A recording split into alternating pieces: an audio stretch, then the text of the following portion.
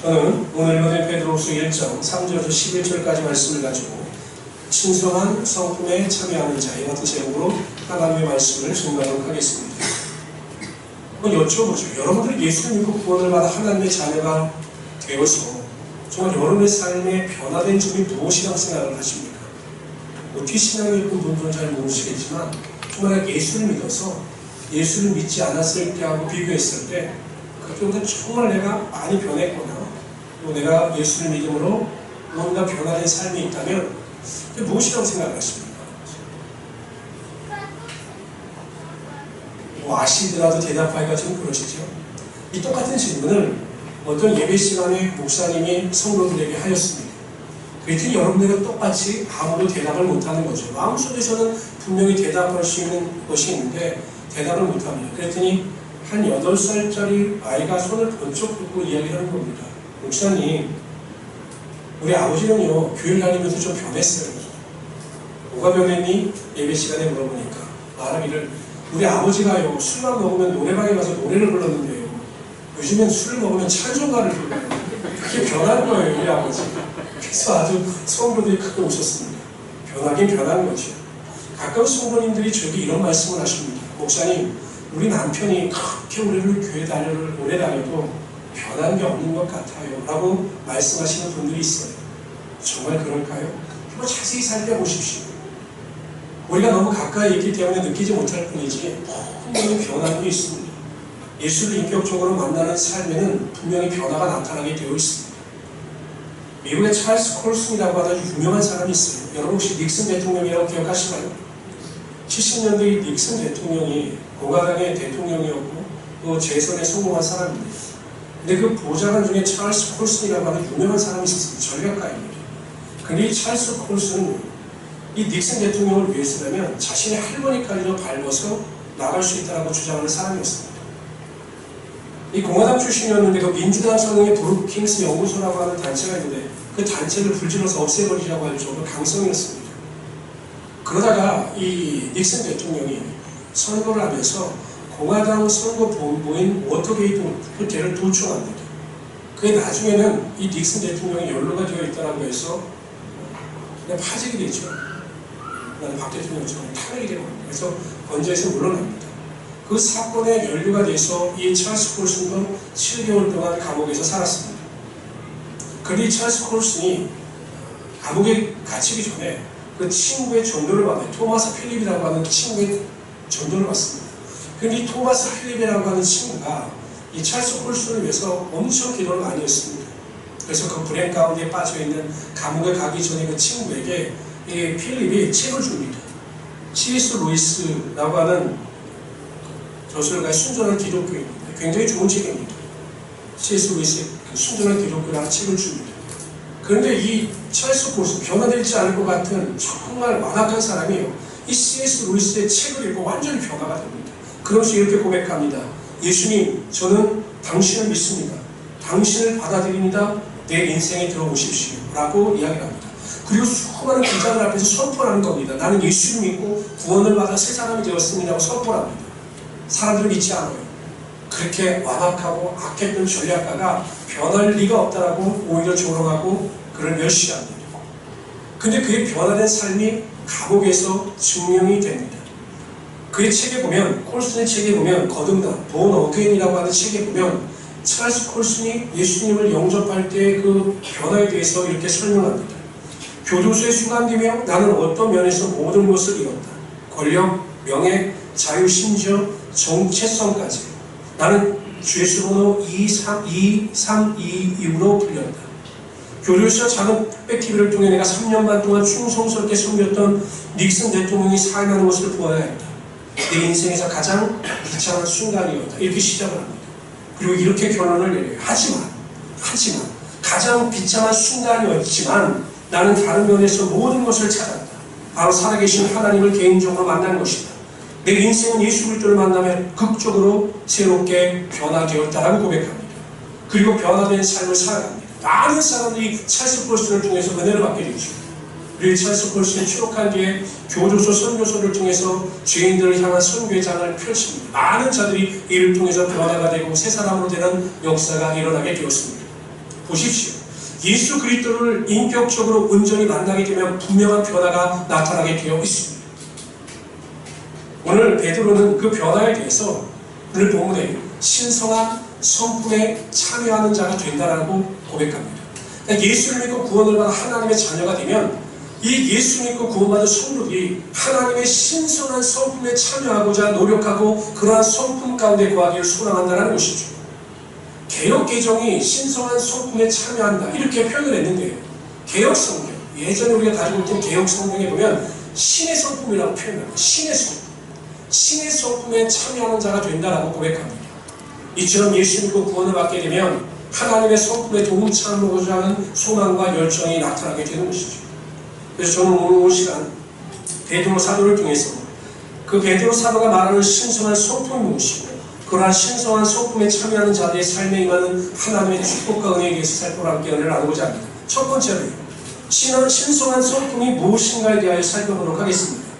베드로 사도는 가장 먼저 믿음의 덕을 더하라고 하였습니다. 뭐라고요? 믿음의 덕을 더하라. 덕은 헬라어 원어로 아레텐입니다. 아레텐. 이것은 도덕적 우월성을 표현할 때 쓰는 단어입니다. 헬라어 아레텐. 그러니까 어떤 사람이 다른 사람보다 도덕적으로 굉장히 뛰어나다 하면 그 사람에 대해서 아레텐 이렇게 표현을 하였습니다. 믿는 성도들에게 있어 가장 필요한 것은 능력이나 기적을 행하는 것이 아니에요. 뭐 예수 믿고 구원을 받았다고 해서 기적과 능력을 행하는 것 이게 중요한 것이 아닙니다. 믿는 성도로서 가장 먼저 나타내 보여야 하는 것은 도덕적으로 탁월해서 다른 사람들에게 모범을 보이는 것입니다. 도덕적으로 윤리적으로 탁월해서 다른 사람들 보기에 인정을 받을 수 있어야 한다는 것입니다. 제가 어제 아침에 뉴스에 보니까 서울에서 그 따르릉 헬멧 자전거를 빌려 탈 때 안전을 위해서 이 헬멧을 비치했다고 합니다. 1000개인가 1000개인가 갑자기 1000개인가 보네요. 1000개인가를 비치했는데 여러분 몇 개가 없어진 줄 아세요? 몇 개가 없어졌어요? 다 없어졌어요? 그렇게 사람들이 악하진 않아요. 한 30개 정도가 없어졌다는 거예요. 그러니까 사람들이 그렇게 비양심적이고 그리고 윤리적이지는 못해요. 보이지 않으면 그냥 다른 것은 내 거가 아닌 것은 그렇게 하찮게 여기는 겁니다. 여름이 지나고 휴가를 끝마칠 때가 되면 이 하천이 엉망이 된다고 합니다. 왜냐하면 사람들이 버리고 간 쓰레기 때문에 완전 자연 환경이 훼손된다고 합니다. 그러니까 보이지 않으면 단속하지 않으면 나를 붙잡지 않으면 사람은 언제든지 법을 지키지 않습니다. 그러니까 비도덕적인 인간으로 전락하고 마는 거죠. 근데 사람들은 상대주의적 윤리관에 빠져서 내가 다른 사람들보다 더 악하면 나는 도덕적인 인간이라고 생각을 합니다. 저는 많은 분들과 상담을 해요. 가정 상담도 하고 여러 가지 상담을 합니다. 근데 여러분 가정 상담을 할 때 아버지에게 나타나는 공통적인 특징이 뭔지 아세요? 우리 교회 성도들이 아니라 제가 나이 많은 중년 부분 상담을 해보면 분명히 아이들에게 상처를 주고 아이들에게 아픔을 줬어요. 아내에게 아픔을 주고 아내에게 고통을 줬어요. 잘못한 게 분명히 있습니다. 근데 제가 그 잘못을 인정하시고 자녀와 아내에게 잘못했다고 시인을 하라고 하면 뭐라고 말하냐면 이렇게 이야기합니다. 나는 잘못한 게 하나도 없다라는 겁니다. 내가 보기에도 잘못했는데 본인은 잘못한 게 하나도 없다라는 거예요. 그만큼 인간은 자기 자신에 대해서 도덕적으로 관대합니다. 잘못한 것이 있어도 인정하지 않으려고 합니다. 이것이 상대주의적 윤리관입니다. 근데 예수 믿는 사람들은 상대주의적 윤리관을 가지고 사는 자들이 아닙니다. 절대주의적 윤리관이에요. 하나님의 말씀에 입각한 절대주의적 윤리관을 가지고 살아가야 하는 것입니다. 세상이 정하는 기준이 아니라 하나님이 정하신 기준을 가지고 살아가야 되는 거죠. 여러분 세상의 기준으로 보면요. 그냥 원수를 사랑하지 않으면 돼요. 그냥 나를 괴롭히는 자를 미워하지 않아도 됩니다. 그것도 정말 최상입니다. 그러나 하나님은 뭐라고 말씀하십니까? 원수까지 사랑하라고 말씀하셨어요. 우리가 하나님의 말씀의 기준에 따라서 보면 도덕적인 삶이라고 하는 것은 하나님께서 말씀하신 원수까지도 사랑할 때 우리가 그런 삶을 살아갈 수 있다고 말할 수 있게 되는 것이죠. 저는 우리 모든 성도님들이 믿음이 있다 하면서 하나님의 말씀과 전혀 동떨어진 삶을 살아가는 것이 아니라 하나님 말씀에 온전히 순종하여 주셔서 믿음의 덕을 더하시고 믿음 안에서 도덕적인 우월성을 가지고 많은 사람들에게 빛과 소금의 역할을 감당하며 살아갈 수 있는 하나님의 귀한 성도들이 되시기를 주님으로 축원합니다. 둘째로요, 덕에 지식을 더하라고 하였습니다. 복스러운 삶을 살아가기 위해서는, 우리가 도덕적이고 윤리적인 삶을 살아가기 위해서는 무엇이 하나님의 뜻이고 하나님께서 우리를 향한 목적이 무엇인가를 분명히 알아야 되는 것입니다. 신앙은 열심으로만 되는 것이 아니에요. 열심보다 중요한 것이 방향성입니다. 그러니까 내 열심을 가지고 하나님을 믿는 것이 중요한 것이 아니라 하나님께서 주신 지식과 지혜를 가지고 원하시는 삶을 살아가는 것이 절대적으로 중요한 것입니다. 마태복음 7장에 보면 어떤 사람들이 예수님께 나와서 이렇게 이야기합니다. 주여, 우리가 주의 이름으로 선지자 노릇하며 주의 이름으로 귀신을 쫓아내며 주의 이름으로 많은 권능을 행하지 아니하였나이까. 이들은 나름대로 자신감이 있었어요. 하나님 앞에 나가면, 예수님 앞에 나가면 예수님께서 나를 인정하시고 나를 칭찬해 주실 것이다라고 믿었습니다. 그랬으니까 여러분 예수님 앞에 나가서 당당하게 이야기하죠. 내가 선지자 노릇도 하고 주의 권능도 행하지 않았습니까? 칭찬받을 줄 알았습니다. 그리고 예수님께서 뭐라고 말씀하십니까? 내가 너희를 도무지 알지 못한다. 불법을 행하는 자들아 내게서 떠나가라. 이렇게 말씀하십니다. 무엇이 잘못되었을까요? 처음부터 방향이 잘못되어집니다. 방향. 어떻게 믿어야 되고 어떻게 살아가야 하는가, 이 방향이 잘못되어졌기 때문에 자신의 열심을 가지고 주님을 위해서 산다고 했지만 그 잘못된 방향으로 인하여 오히려 책망을 갖고 있는 것입니다. 그들이 생각하는 예수, 그들이 생각하는 믿음의 생각대로 살아갔기 때문에 그들의 믿음이 인정받지 못하는 것입니다. 제가 보기엔 이 시대의 고통과 아픔이 그런 것 아닐까요? 많은 교회가 세습 때문에 지탄을 받고 많은 교회가 도덕적이지 못한 것 때문에 지적을 받는 이유가 무엇일까? 생각해보면 하나님께서 주시는 지혜와 하나님께서 주신 지식이 없기 때문입니다. 하나님의 뜻이 무엇이고 하나님의 목적이 무엇인가를 진지하게 고민하고 기도했다면 분명히 하나님께서 어떠한 것이 하나님의 뜻인가를 알려주셨을 텐데, 하나님의 뜻과 하나님의 목적을 무시해버리고 목회자와 성도들의 뜻과 목적을 향해서 살아가고 있기 때문에 하나님께서 원하시는 삶이 되지 못하는 것이죠. 여러분, 이번에 사회적으로 몰입된 교회도 마찬가지 아니에요. 뭐 이상한 곳이 낙원이기 때문에 그 낙원에 모여서 살아야 된다. 수백 명의 사람들이 그쪽으로 몰려갔습니다.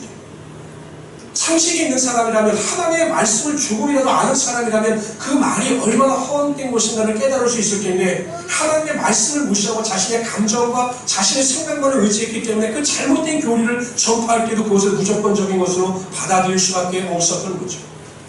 여러분, 정말로 기도해야 합니다. 하나님, 내가 하나님의 덕을 세우기 위해서, 하나님께서 원하시는 삶을 살아가기 위해서 하나님께서 저에게 하나님의 뜻을 보여주시고 하나님께서 우리의 삶에 계획하신 목적을 알게 하여 주셔서 하나님께서 원하시는 길을 걸어가게 하여 주십시오라고 간절히 기도해야 되는 것입니다. 그러기 위해서 가장 중요한 것이 하나님의 말씀을 읽으십시오. 하나님의 말씀을 통해서 하나님께서 알려주신 지식을 소유하십시오. 그리고 성령의 감동하심을 통해서 성령 충만함 가운데 하나님의 신령한 뜻을 분별할 수 있는 하나님의 귀한 성도들이 되시기를 주님으로 축원합니다. 그러면 반드시 신의 성품에 참여하는 자의 삶 가운데 하나님께서 놀라운 은혜와 능력으로 함께하여 주시는 겁니다. 세 번째로요, 지식에 절제를 더해야 한다고 이야기합니다.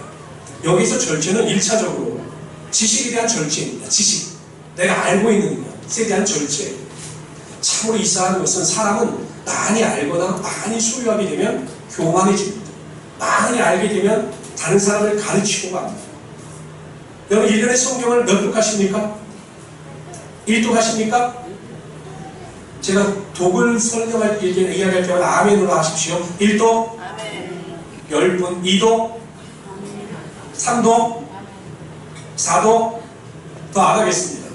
제가 보기엔 한 5독까지만 해도 대단한 분이신데, 어떤 분이 위험하시냐면 1년에 성경을 한 50독 하는 분을 위험합니다.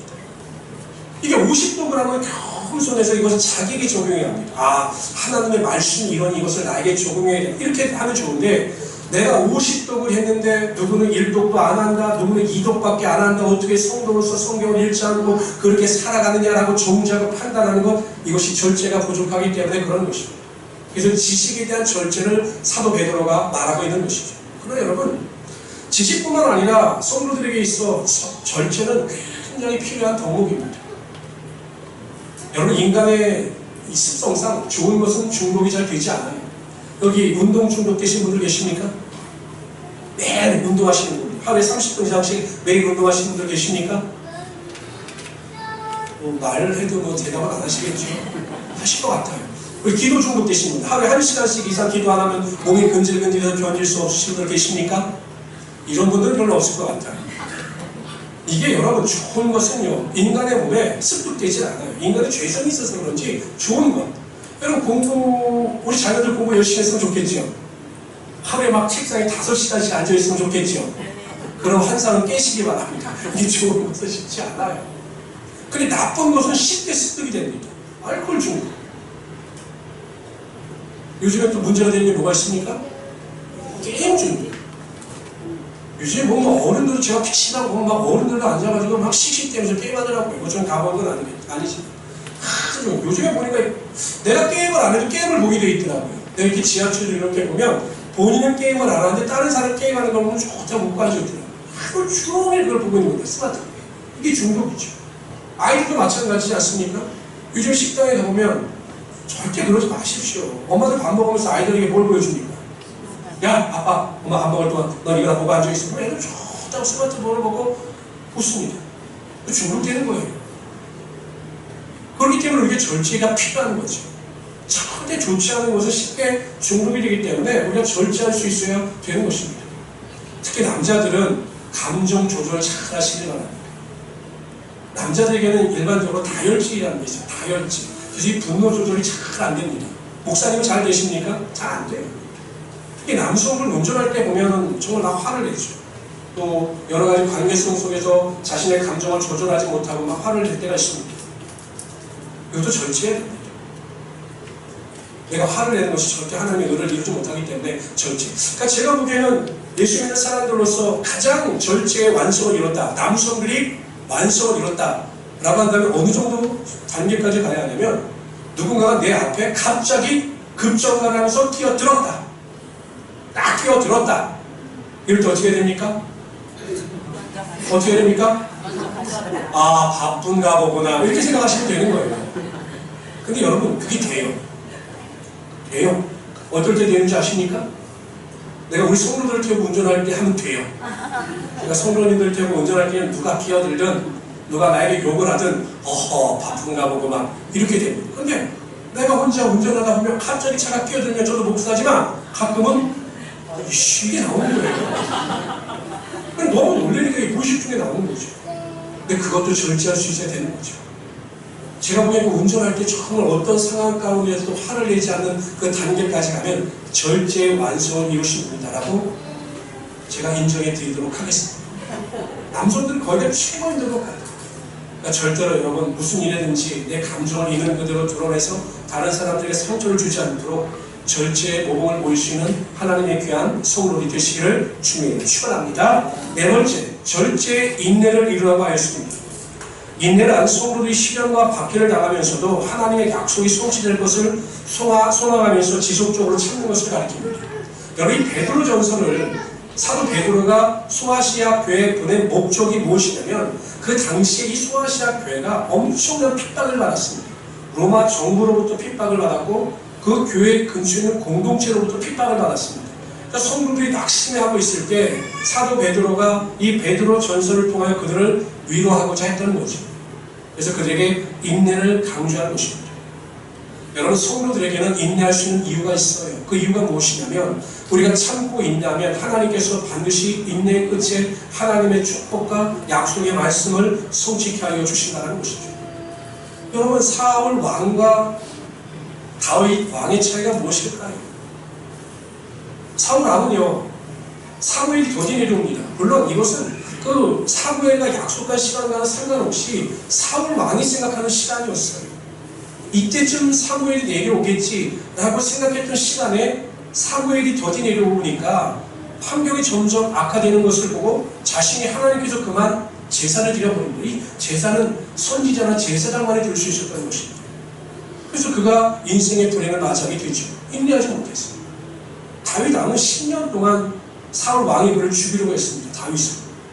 그런데 사울 왕을 죽일 수 있는 기회가 두 번이나 있었습니다. 첫 번째는 다윗과 그의 일행이 동굴에 숨어 있는데 그곳에 사울 왕이 용변을 보기 위해서 혼자 들어오는 겁니다. 충분히 죽이죠. 그런데 그를 죽이지 않아요. 옷깃만 뺍니다. 두 번째는 사울 왕이 잠자고 있는 막사에 들어갑니다. 그때는 그의 신하들이 죽이자고 합니다. 다윗은 가만히 있어요. 우리가 그를 살해하겠다. 그것도 그만입니다. 왜냐하면 하나님의 때가 이르지 않았다고 믿었기 때문이죠. 하나님의 말씀에 어긋나기 때문입니다. 그래서 그는 인내합니다. 10년 동안 인내합니다. 하나님의 때를 기다립니다. 인내하고 기다렸더니 하나님께서 마침내 그를 왕으로 세우셨습니다. 그리고 그에게 가장 강력하고 완전한 왕국을 허락하여 주셔서 하나님의 놀라운 축복이 임하게 하여 주셨습니다. 이스라엘 역사상 다윗 왕 때만큼 안정되고 완전한 국가는 없었던 것입니다. 이처럼 인내하는 자에게는 하나님의 축복의 능력이 임하게 하여 주시죠. 그래서 갈라디아서 6장 9절에 보면 이렇게 말씀하십니다. 다 같이 읽어봅시다. 우리 갈라디아서 6장 한번 봅시다. 시작. 우리가 선을 행하되 낙심하지 말지니 피곤하지 아니하면 때가 이르매 이루리라. 선을 행하고 낙심하지 아니하고 인내하면 좋은 때 좋은 곳으로 반드시 하나님께서 채워주시는 것입니다. 우리 모든 성도님들은 인내를 배우심으로 모든 일에 조급하지 마시고 하나님의 때에 하나님께서 이루실 것을 믿고 기대하심으로 하나님의 놀라운 은혜와 축복을 누리며 승리하시는 하나님의 귀한 성도들이 되시기를 주님으로 축원합니다. 여러분, 우리 신앙이 어찌 보면 인내예요. 여러분, 우리가 믿음을 지켜야 합니다. 믿음을 지켜야 돼요. 언제까지 믿음을 지켜야 될까요? 여러분, 믿음을 언제까지 지켜야 될까요? 죽을 때까지 지켜야 되는 거예요.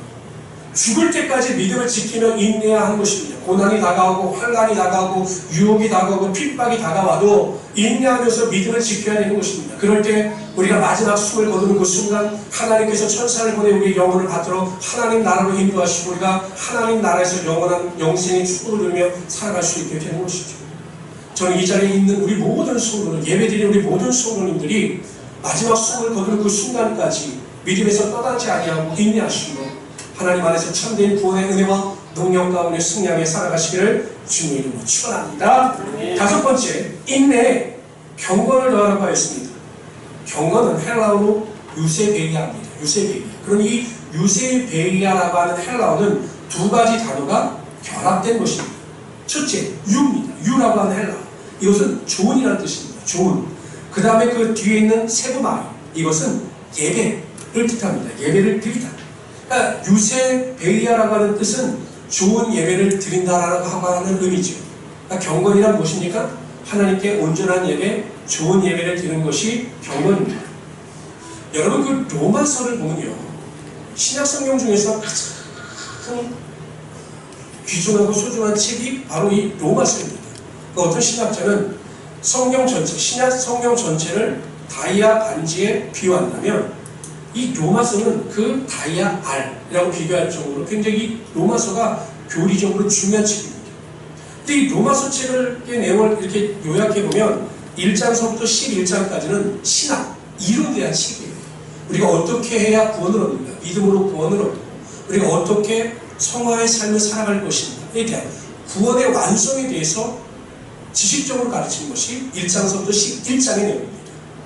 그리고 12장부터 16장은 실천에 대한 내용이에요. 그렇다면 우리가 믿음을 어떻게 실천해야 되는가? 근데 사도 바울은 어떻게 믿음을 실천해야 하는가라고 그 중요한 내용 12장을 시작하면서 가장 먼저 중요한 것이, 강조한 것이 무엇이냐면 예배입니다. 우리 다 같이 한번 읽어봅시다. 로마서 12장 1절입니다. 시작! 너희 몸을 하나님이 기뻐하시는 거룩한 산 제사로 드리라. 이는 너희의 드릴 영구적 예배니라. 여러분, 성도 생활에서 가장 중요한 것이 예배였기 때문에 사도 바울은 실천적인 면을 권면하면서 가장 먼저 예배를 강조하고 있습니다.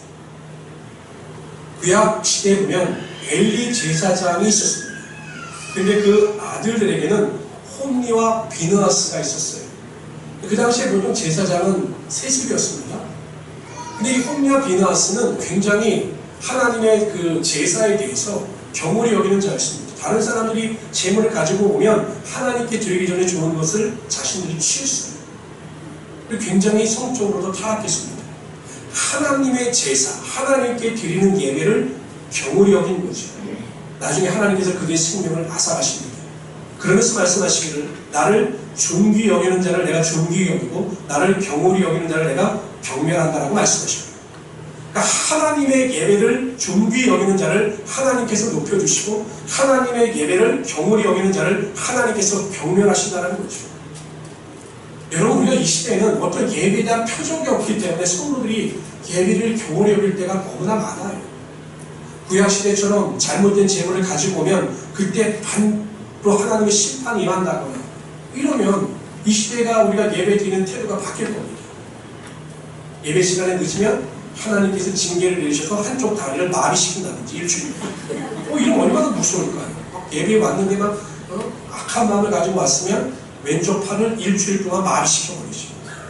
그러면 아마 예배에 대한 태도가 바뀔 거예요. 그런데 그러한 표적이 없기 때문에 그냥 일상적으로 우리가 예배를 잘 드리진 드리지 않든 아무 변화가 없기 때문에 성도들이 예배한 태도가 참 엉망인 거죠. 추우면 춥다고 안 나오고, 더우면 덥다고 안 나오고, 힘들면 힘들다고 안 나오고, 일 있으면 일이 없다고, 일이 있다고 안 나오고. 옛날 코미디언 이야기처럼 덥다고 안 나오고, 뭐하고 일 안 하면 손은 누가 키우냐는 말처럼, 아니 더워서 예배 안 나오고 추워서 예배 안 나오면 그럼 언제 예배 나옵니까? 여러분, 예배는 선택이 아니에요. 예배는 의무입니다. 우리가 하고 싶다고 취사 선택할 수 있는 것이 예배가 아닙니다. 우리의 마음과 생각, 뜻과 정성을 다하여 하나님께 온전히 드려야 되는 것, 이것이 예배입니다. 하나님은 예배를 어떻게 드리냐에 따라 그 사람을 존중히 여기시고 그 사람을 경홀히 여기시는 것을 결정하시는 거죠. 성도들은 이렇게 이야기합니다. 왜 예배를 드리십니까? 목사님 은혜를 받기 위해서 예배를 드립니다. 맞는 말이죠. 그러나 한편으로는 틀린 말입니다. 예배는 여러분 은혜를 받기 위해서 나오는 것이 아닙니다. 하나님께 드리기 위해서 나오는 거죠. 일주일 동안 나를 지켜주신 하나님께 감사하고 하나님께 기도하고 하나님께 찬양하고 하나님께 예배를 드리기 위해서 나오는 것이 예배의 일차적인 목적입니다. 쉼을 얻기 위해서, 안식을 얻기 위해서 나오는 것이 예배가 아닙니다. 하나님께 대하여 온전한 드림이 있을 때 하나님께서 여러분의 심령을 채워주시는 겁니다. 전심으로 하나님의 은혜를 사모하여 이 자리에 나와 머리를 숙이고 사모하는 마음을 가지고 찬양하고 기도할 때 하나님께서 하늘의 문을 여시고 신령한 은혜와 능력을 허락하여 주시는 거예요. 준비되지 않은 자에게 하나님의 은혜와 능력이 임하지 않습니다. 사모하지 않는 자에게 하나님께서 예배의 권능을 허락하지 않으셔요. 제가 운동하는 선수들에게 물어봅니다. 게임에 있는 전날 무엇을 하냐고 물어보면 운동하는 선수들은 다음날 게임에 좋은 컨디션을 유지하기 위해서 절대적인 절제의 삶을 살아요. TV도 안 보고 일찍 잠자리에 들어서 컨디션을 조절합니다. 내일 좋은 플레이를 하기 위해서. 예배도 마찬가지죠. 우리가 하나님께 온전한 예배를 드리기 위해서 토요일날부터 준비해야 되는 거죠. 오락이나 쾌락도 절제해야 합니다. 일찍 잠자리에 들고 주님 앞에 나와서 기도함으로 예배를 준비합니다. 찬양해야 합니다. 그럴 때 여러분 하나님께서 은혜를 부어주시는 겁니다. 왜 은혜가 없을까요? 사모하는 마음이 없고 준비하는 마음이 없기 때문입니다. 성경 말씀하시죠. 그 밭이 무엇인가가 중요한 겁니다. 씨앗의 문제가 아니에요. 돌밭이냐, 길가냐, 가시덤불이냐, 옥토냐, 이것이 하나님의 은혜를 결정하는 것이죠. 성도 여러분, 이 마지막 때 예배의 의미와 예배의 중요성이 사라진 이 시대 가운데 우리 성도들이야말로 예배의 중요성을 깨닫고 경건한 삶을 살아가기 위하여 예배의 목숨을 걸 수 있는 하나님의 귀한 성도들이 되시기를 주님으로 축원합니다. 제가 청년 사역을 할 때 그런 말을 많이 했던 것 같아요. 예배의 목숨을 걸어라. 예배의 목숨을 걸고 예배에 최선을 다해라. 근데 제가 성인 사역을 시작하면서 성도들에게 예배의 목숨을 걸어야 합니다라고 말한 적이 없는 것 같아요. 예배의 중요성은 똑같은데 왜 그랬을까? 왜 그랬을까? 제가 지금도 그것이 후회가 됩니다. 여러분, 다른 것은 몰라도 정말 예배의 목숨을 걸고 예배만이라도 하나님께 온전히 드릴 수 있도록 최선을 다하셔서 하나님께서 기뻐 받으시는 온전한 예배자의 삶을 살아가시는 하나님의 귀한 성물이 되시기를 주님의 이름으로 축원합니다. 그러면 반드시 예배를 통해서 하나님께서 여러분의 삶에 하늘의 신령한 것과 땅의 기름진 몸으로 채워주시고 이 세상을 넉넉히 이기며 살아갈 수 있는 은혜와 능력으로 함께하여 주실 것입니다. 이러한 믿음의 능력을 가지고 승리하시는 하나님의 귀한 성도를 되시기를 주님으로 축원합니다. 여섯 번째로요, 경건의 형제의 우애를 더하고 하였습니다. 초대교회, 사도행전에 나오는 교회, 성령 충만함을 통해서 완전한 교회의 모델이 되는 그 초대교회는요, 성도들 간의 우애가 대단했습니다. 사도행전 4장 32절에 보면 이런 말씀이 나옵니다. 믿는 무리가 한 마음과 한 뜻이 되어 모든 물건을 서로 통용하고 제 재물을 조금이라도 제 것이라는 이가 하나도 없더라. 많은 재물을 가진 사람들이 그 물건을 팔고 재물을 팔아서 가난한 자를 돕고 형제와 나눠 쓰면서 기뻐하고 즐거워했다는 거죠. 지금으로 말하면, 이 시대로 말하면 아파트 집 팔고 전세금 빼서 가난한 자들과 먹고 하나님을 찬양하며 아름다운 교제를 나눴다는 것입니다. 가능할까요? 요즘은 가능 안 하겠죠. 시대가 바뀌었습니다. 근데 그 시대가 말씀하고자 하는 뜻은 이런 겁니다. 교회 안에서 서로 성도 간에 힘이 되어주라는 거예요. 여러분 세상에서 너무 힘이 들고 지쳐서 교회 왔습니다. 그럼 그러한 성도에게 여러분들 스스로가 힘이 되어주라는 것입니다. 말 한마디, 표정 하나, 행동 하나를 통해서 그 사람은 세워지고 그 사람에게 위로를 주라는 것입니다. 이것이 신성한 성품에 동참하는 성도의 아름다운 모습이 될 수 있는 거죠. 저는 우리 모든 성도님들이 다른 사람에게 무엇을 요구하기보다는 정말 다른 사람들에게 필요한 성도들이 되시길 바랍니다. 다른 사람들을 세워줄 수 있고 다른 사람들에게 위로를 줄 수 있고 다른 사람들에게 힘을 줄 수 있도록 그러한 아름답고 그러한 성품에 동참하는 자가 되셔서 하나님께서 채워주심을 더욱더 크게 받는 우리 성도 되시기를 주님으로 축원합니다. 7번째는요, 형제 우애에 사랑을 더하라고 하였습니다. 성경을 읽다 보면 모든 성경의 내용은 제가 이렇게 보면 다 기, 승, 전, 사랑입니다. 모든 내용이 사랑으로 결론을 내려요. 우리가 천사의 말을 하고 아무리 큰 능력을 행한다 할지라도 사랑이 없으면 아무것도 아니에요. 아무리 큰 능력을 행하고 내가 아무리 큰 성공과 부귀의 영화를 누린다 할지라도 하나님이 주시는 온전한 사랑이 없으면 아무것도 아니다라는 것이죠. 그래서 결국 여러분 믿음으로 시작하고 덕으로 시작해서 결론은 사랑입니다. 저는 우리 모든 성도님들이 가장 먼저 하나님이 여러분들을 사랑하셨듯이 하나님을 사랑하시고 여러분들 이웃을 내 몸과 같이 사랑하시고 하나님께서 기뻐하시는 아름다운 사랑을 실천해 나가시는 하나님의 귀한 성도들이 되시기를 주님으로 축원합니다. 제가 교회에서 매일 말씀드리죠. 교회에서 사랑을 실천할 수 있는 가장 쉽고 가장 좋은 방법이 무엇일까요? 뭘 잘하라고요?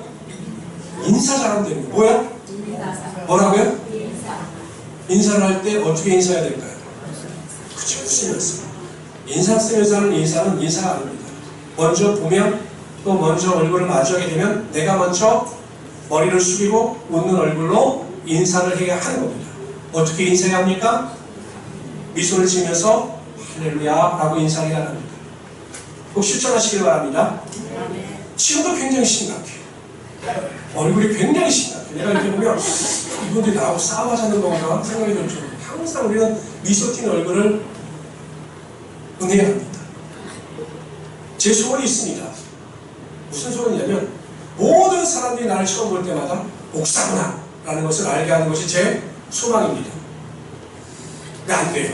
얼마 전에 한의원 갔더니 자꾸 직업을 물어봐요. 말을 안 했습니다. 직업이 뭐냐고 물어보고 이 앞에 안 가르쳐줬더니 갑자기 제가 알아맞혀 보세요 그랬더니 택시기사? 이러고 제가 너무 화가 나서 말해버렸습니다. 목사다. 아직까지 제가 멀었나 봅니다. 항상 미소를 잃지 마시고 미소를 가지고 여러분의 그 미소라는 인사 하나가 교회에 들어가서 상처받은 사람의 영혼을 촉촉히 적혀줄 수 있는 하나님의 은혜가 될 수 있다는 사실을 꼭 기억하시고 사랑을 실천하는 가장 중요한 방법은 내가 먼저 웃는 얼굴로 인사하는 것이다 라는 것을 꼭 실천해 나가시는 하나님의 귀한 성도 되시기를 주님으로 축원합니다. 그렇다면 이러한 신성한 성품을 참여하는 자에게 어떤 은혜를 주시는가? 8절 한번 읽어봅시다. 8절 다 같이 읽어봅시다. 시작. 이런 것이 너에게 있어 흡족한즉 너희로 우리 주 예수 그리스도를 알게 게으르지 않고 열매 없는 자가 되지 않게 하려니와. 이런 것이 무엇이냐? 이런 것이 지금 제가 설명한 것입니다. 믿음의 덕의 지식, 지식의 절제, 절제의 인내, 인내의 형제의 형제의 사랑. 이것이 이런 것입니다. 이런 것을 우리에게 흡족하게 충만할 때 하나님께서 첫째 어떤 은혜를 주시느냐? 주 예수 그리스도를 알게 게으르지 않는다고 하였습니다. 여러분 성경에서 우리가 하나님을 안다, 예수 그리스도를 안다라고 할 때 이 아는 것은 지식적인 알미 아니라 체험적인 알미예요. 보통 히브리어는 야다를 씁니다. 여기서 어떤 거냐면 이런 거죠. 여러분께서 성경을 통해서 우리의 기도 가운데 응답하시는 하나님에 대해서 배웠습니다. 그건 지식적으로 아는 거죠. 근데 내가 이 아는 것을 가지고 하나님께 기도합니다. 하나님, 제가 하나님께서 내 기도 가운데 응답하시는 하나님이심을 제가 알았습니다. 그래서 제 문제를 하나님께 기도합니다.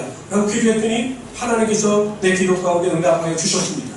그때 내가 하나님을 안다 라고 말할 수 있게 되는 것이죠. 여러분, 하나님의 성품에 동참하는 자에게는 이처럼 매일 하나님과 예수 그리스도를 체험할 수 있는 하나님의 은혜와 능력을 허락하여 주신다는 거죠. 여러분, 매일매일 하나님을 만나고 예수님을 만나는 축복만큼 더 큰 축복이 어디 있겠습니까? 하나님께서 항상 내가 너와 동행하고 있다, 내가 너를 붙잡고 있다, 너를 인도하겠다, 이런 음성을 들려주시면서 우리를 매일 위로하신다면 그것만큼 큰 은혜가 어디 있겠느냐라는 것이죠. 두 번째로요, 열매를 많이 맺는 자가 된다고 하였습니다. 우리 요한복음 15장 8절 한번 봅시다. 다 같이 한번 읽어봅시다. 시작. 너희가 가시를 많이 맺으면 내 아버지께서 영광을 받으시겠고 너희가 너희의 제자가 되리라. 하나님은 우리가 열매를 많이 맺기를 원하신다는 거예요. 우리는 이미 영혼의 구원을 받았습니다. 그걸로 만족하지 말라는 것입니다. 하나님께 상급을 받아 칭찬받을 수 있도록 많은 열매를 우리의 삶 가운데 맺어야 하는데, 신의 성품, 신성한 성품에 참여하는 자들에게는 이러한 열매가 나타날 수 있도록 하나님께서 도와주신다는 거죠. 저는 우리 모든 성도님들이 여러분의 삶에 하나님의 신성한 성품을 맺어나갈 뿐만 아니라 성령의 열매를 통해서 하나님께 귀한 영광을 돌리며 하나님께 칭찬받는 하나님의 귀한 성도들이 되시기를 주님으로 축원합니다. 보통 목사 인직을 받을 때는 여러분 그 기준이 굉장히 까다로워요. 그러니까 원하는 소리가 꽤 있는데, 제가 목사 안수를 받을 때와 또 바뀐 게 무엇이냐면 요즘에 더 까다로워졌습니다. 추가하는 서류가 있어요. 그 중에 하나가 범죄 확인 증명서입니다. 그러니까 목회자들도 뭐 범죄가 있냐, 그러니까 청와대 같죠. 근데 범죄 확인 증명서를 껴요. 전과가 있나, 아니면 뭐 범칙금 이걸 껴요. 그래서 그것이 많은 사람은 면접에서 탈락을 시켜요. 근데 요즘에 또 추가된 것이 무엇이냐면 신경정신과 확인서입니다. 그러니까 정신적으로 문제가 있나, 우울증이 있나, 조울증이 있나, 그래서 이게 한 2주 동안 상담을 받아서 문제가 없다는 확인서를 껴야 이제 면접을 볼 수 있어요. 완비가 돼요. 굉장히 까다롭죠. 그러니까 저는 그 어려운 과정을 통과한 목사입니다. 정신적으로 건강하고 저는 범죄 사실도 없는 사람입니다. 굉장히 깨끗한 자죠. 근데 지금 이런 말씀을 드리려면 목사라고 하는 자격에 맞기 위해서는 그만한 기준이 있어요. 교단에서 목회자로서 인정하려면 그만한 자격을 갖춰야 인정을 하는 거죠. 여러분, 하나님도 마찬가지인 거죠. 하나님께서 성도들을 인정하실 때 어떤 기준이 있어요.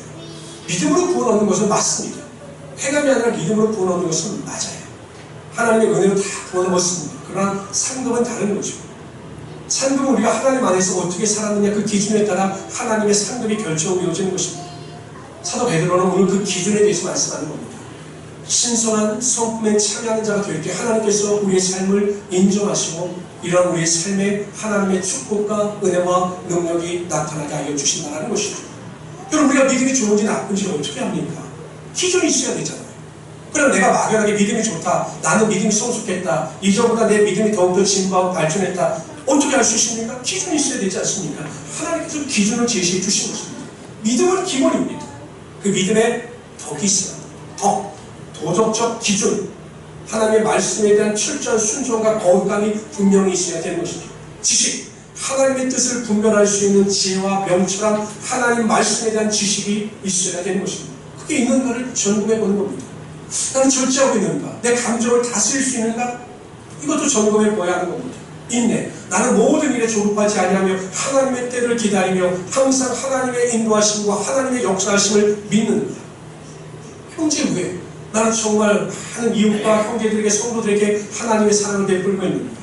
마지막으로 사랑, 하나님을 사랑하고 또 내 이웃과 내 모든 사람을 진정으로 사랑하고 있는가. 이 기준에 항상 내 자신을 대입해보고 내가 그런 사람인가 아닌가를 점검해 보아야 하나님께서 인정하시는 삶을 살아갈 수 있게 된다는 것이죠. 막연하게 나는 믿음이 좋다, 나는 온전한 믿음을 가지고 살아간다라고 해서 하나님께서 그 믿음을 인정하시는 것이 아니에요. 나중에 아까 마태복음 7장에 나왔던 것처럼 여러분, 심판대 앞에서 불법을 행하는 자들아 내가 도저히 너희를 알지 못한다 라고 책망을 들을 때는 기회가 없습니다. 이 땅에서 두렵고 떨리는 마음으로 항상 우리의 믿음을 지키고 돌보시며 신선한 성품에 동참할 수 있도록 최선을 다하셔서 사람이 아니라 하나님께서 인정하시는 하나님의 귀한 성도들이 되시기를 주님의 이름으로 축원합니다. 그렇게 살아가시길 바랍니다. 저도 그렇게 살아가고요? 아니요, 못 살아요.